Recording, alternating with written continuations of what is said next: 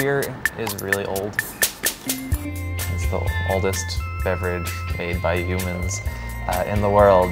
It used to just be part of running a house. Everyone made beer, or everyone's neighbor made beer. And we don't see why we're not all just making beer.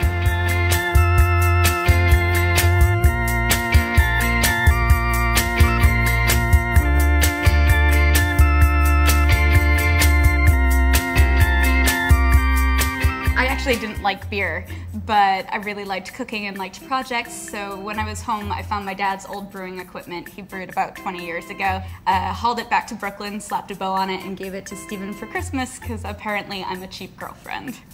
I guess that makes me cheap, so I was pretty happy with it.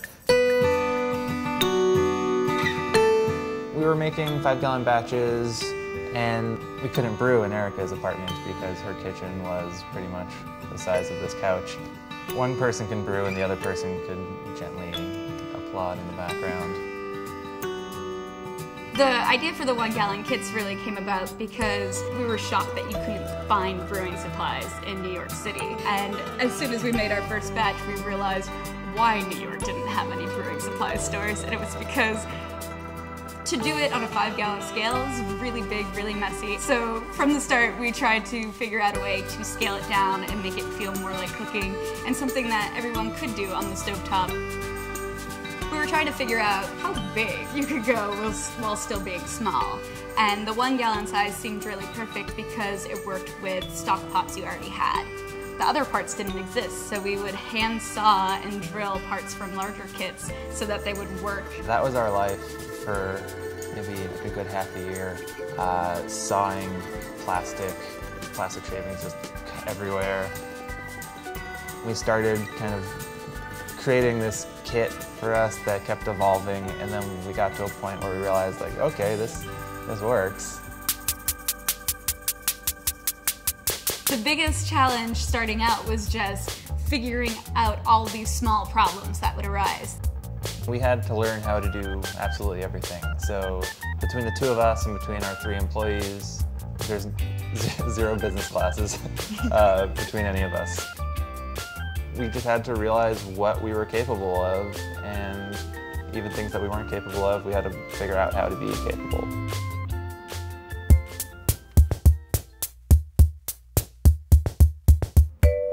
We live together.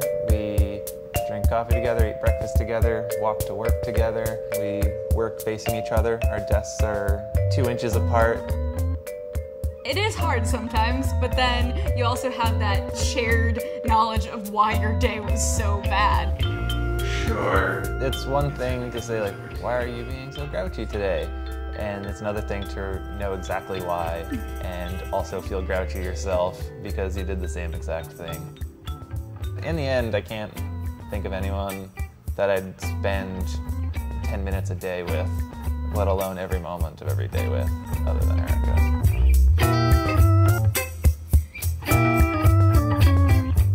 We laughed the other day because we looked at each other and we said, hey, I haven't worked for anyone in a few years. That's pretty great. So there's really no better feeling than being your own boss. My dad was a truck driver, and he never worked for anyone, and that was always really important to me. But he also said that if I wanted to be a truck driver, he'd break my legs.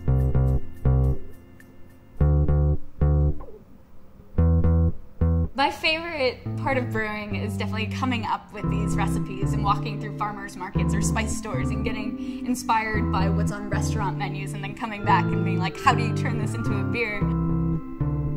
The real fun is kind of just sitting down with a piece of paper and writing down all the beers we want to make. When we're making beer, like, the warehouse doesn't matter, our suppliers don't matter, our customers, they don't matter. Yeah, they still matter. But in the end, like, the only thing that matters when we're making beer is just, you know, us and that pot of oatmeal, and we're just making beer, and we don't have to think about anything else. I can't really think of anything better or just more exciting than making alcohol and giving it to your friends.